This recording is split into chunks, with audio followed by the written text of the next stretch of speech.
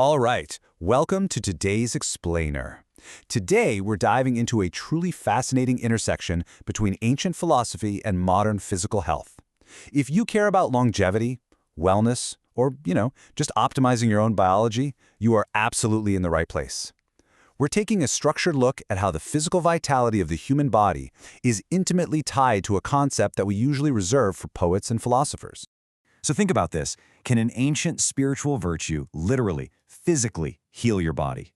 In our modern era, we tend to categorize love purely as a passive feeling, right? Like an emotion that just kind of happens to us, or maybe a romantic ideal. But the source material we're exploring today completely flips that on its head. We're going to examine love not as some fleeting emotion, but as a biological catalyst. As you'll see, we're going to look at exactly how love actively boosts physical health, repairs cellular tissue, and serves as a fundamental engine for human vitality. Section 1. Ancient Wisdom on Active Love. To understand the biology, we first need to understand the methodology. Long before modern science, Eastern traditions actually conceptualized love as a rigorous, active, and disciplined state of consciousness. Let's look at how Buddhism approaches this. We have two Pali terms here: metta, which means unconditional loving kindness, and karuna, which is compassion.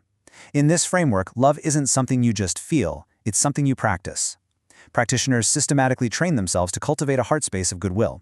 And here's the key takeaway: it radiates outward toward all sentient beings equally. The whole training is to project this active goodwill to your closest friends, to complete strangers, and even to your enemies, without any distinction. It's a disciplined moral action. Let's move over to Hinduism and see how this builds. This tradition gives us Ahimsa, translating to radical non-harming grounded in a reverence for life, and Bhakti, which is this devotional all-encompassing love.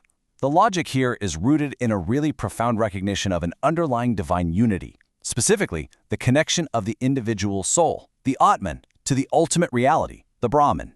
In this view, to love others is to literally recognize yourself in everyone else. It takes social solidarity from just being a nice idea and turns it into a fundamental rule for living. When we compare these active love approaches side by side, we see this incredible cross-cultural convergence within Eastern wisdom. While Buddhism systematically dissolves the boundaries between friend and enemy, Hinduism arrives at the exact same place by recognizing the divine self in everyone. Both of these independent systems institutionalize love as an active practice that completely dissolves the boundaries of the isolated self. Section 2. The Marcenes Health Capital Law. So what does dissolving the boundaries of the self have to do with human biology? Well, within the Marcenes Health Capital model, the core premise shifts away from how we normally view wellness.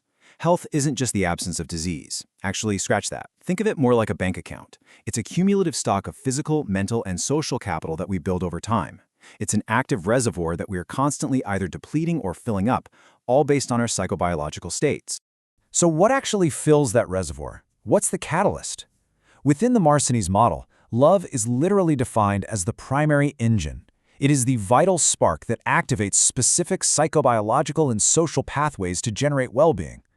Pro-social love isn't just some spiritual byproduct. It's the fundamental mechanism that generates positive emotional states, driving our individual and collective health capital. Section 3. How Love Changes Biology. Let's look at the physical impact. Okay, we're moving straight into hard biological reality right now. Let's walk directly through this literal physical chain reaction. Step 1. The active practice of love, compassion, and altruism actively triggers positive emotional states. Step 2. These states create immediate neurochemical and physiological shifts. It's an incredible inverse relationship, boosting the hormone oxytocin way up while simultaneously dropping cortisol, our primary stress hormone, way down. And step 3, this neurochemical shift actually reverses what we call allostatic load. Think of allostatic load as the cumulative wear and tear on our bodies from chronic stress. By dropping cortisol and raising oxytocin, the body is signaled to literally repair its own physiological tissue. When you're constantly stressed out or isolated, your sympathetic nervous system, your fight or flight response, is chronically aroused. It's always on.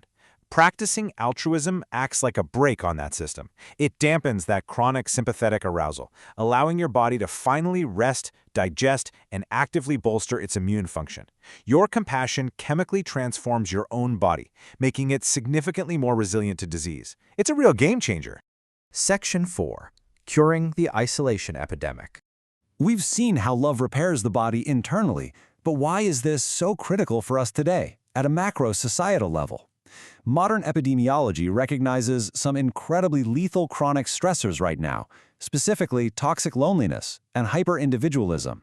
And we aren't just talking about feeling a bit sad. We are talking about conditions that lock the human body into that chronic sympathetic nervous system arousal we just discussed. Isolation is literally acting as a lethal physical stressor on the human body, depleting our health capital bank account every single day. The cure, according to both ancient traditions and modern science, is an active solvent against alienation. When you practice the disciplined goodwill of metta, or the radical non-harming of Ahimsa, you dissolve those boundaries of isolation. You integrate the isolated individual back into a high-trust, cohesive community. You eliminate the environmental trigger of chronic stress, effectively putting up a shield around your biological health capital. Section 5. The ultimate health intervention.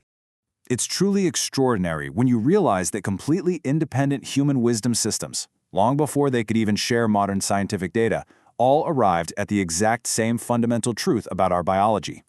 Unifying Abrahamic ethics with the Eastern philosophies we've explored reveals an undeniable, cross-cultural convergence on human vitality. Which leads to this powerful bottom-line conclusion from our source material. Love is the ultimate health intervention. When you strip away all the dogma and the historical differences, this is the core, unified message of human history. Love is not a luxury, it is a hard biological requirement.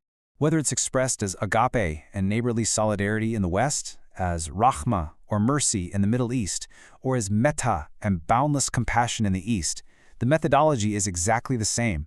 They are all utilizing pro-social love as the active engine to reduce chronic stress, build health capital, and ensure human survival. Ultimately, all enduring human wisdom systems validate the Marcenes Health Capital model's exact premise. Sustaining human life requires a collective architecture built on love. It is the foundational root cause of human flourishing. Without it, our biology breaks down under the weight of isolation and allostatic load. With it, we repair, we connect, and we absolutely thrive physically. So I want to leave you with this final provocative thought.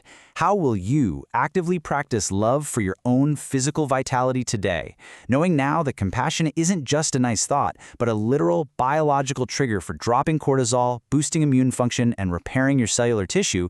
Who will you direct that active, disciplined goodwill toward today? The science and the ancients absolutely agree. Your health literally depends on it. Thanks so much for joining me on this explainer, and keep learning.